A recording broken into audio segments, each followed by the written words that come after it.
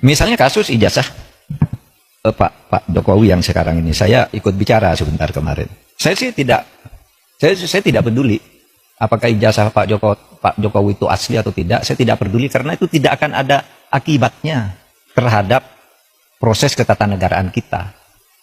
Dalam arti begini, taruhlah misalnya betul tuh ijazah Pak Jokowi palsu misalnya.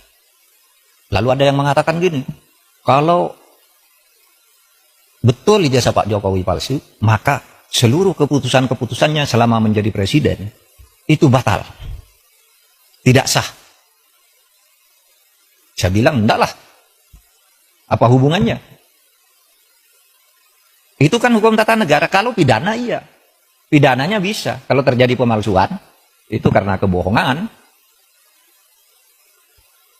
publik, karena pemalsuan, itu bisa, tapi pidana itu tidak menyangkut ketatanegaraan ke orangnya. Kalau ketatanegaraan misalnya pengadilan memutuskan hari ini, presiden kemarin ijazahnya palsu, maka semua keputusan ijazahnya bubar negara ini. Undang-undang pemilu, dia yang buat, pemilunya udah selesai. Yang tanda tangan tuh presiden. Apa tidak sah? Yang mengangkat hakim-hakim tuh tanda tangannya presiden, hakim MK. Apa putusannya batal semua? Pengangkatan menteri, diangkat oleh presiden dasar.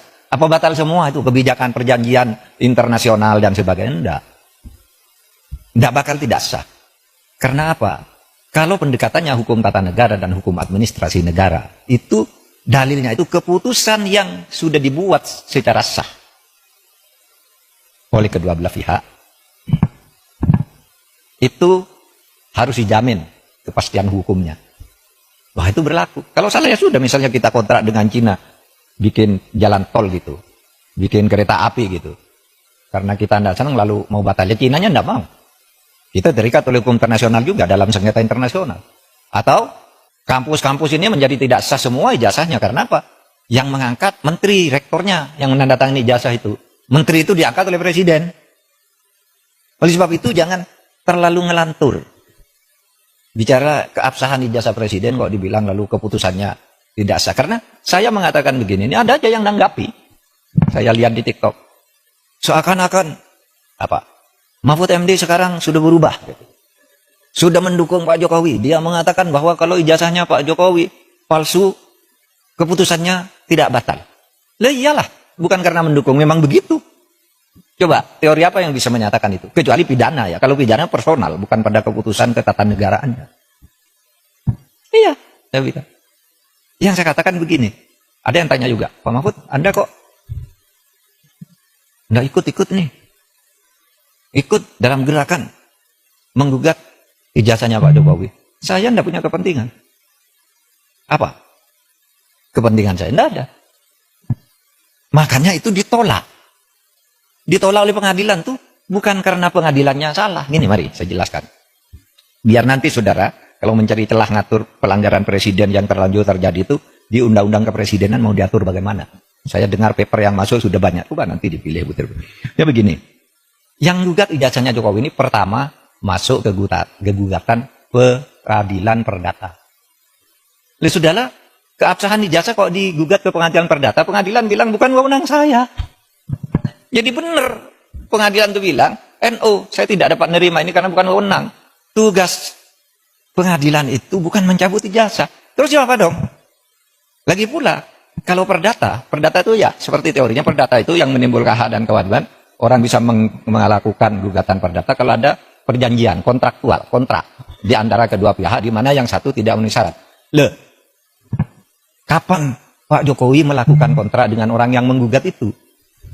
Mewakili siapa dia? Iya kan? Pengadilan begitu. Saya tidak membela Pak Jokowi, tidak juga membela pengadilan. Benar ya, justru kalau dia memutus salah pengadilan negeri itu. Terus kemana dong? Tidak ada kan? Pihak yang dirugikan siapa? Secara perdata.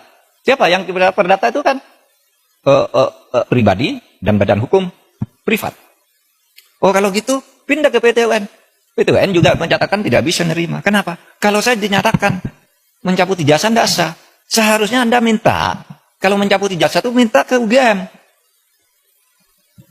Karena UGM yang menerbitkan, masa PT UN. Dan lagi pula apa rugimu secara ketatanegaraan, ketatausahaan negaraan. Pencabutan itu minta ke UGM, ngomong UGM yang mengeluarkan. Kok saya disuruh menyatakan tidak sah? Kalau Kalimantan suruh nyatakan tidak sah, pasti NU dong. Kalau mungkin minta agar pengadilan memerintahkan UGM untuk mencabut gitu, itu jadi perkara, pihaknya jadi UGM.